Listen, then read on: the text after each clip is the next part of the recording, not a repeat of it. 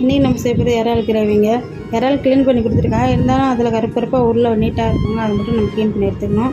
ஆனால் 4-5 தடவை அலசிட்டு உப்பு மஞ்சத்தூள் போட்டு கொஞ்சம் நேரம் ஊற வச்சிடணும். வெங்காயம் 4 வெங்காயம் 5 வெங்காயம் நல்லா மெலிசாக கட் பண்ணிக்கணுங்க. இறால் நல்லா வடிகட்டி வச்சு தண்ணி ஃபுல்லாக வடிகட்டிடணும்.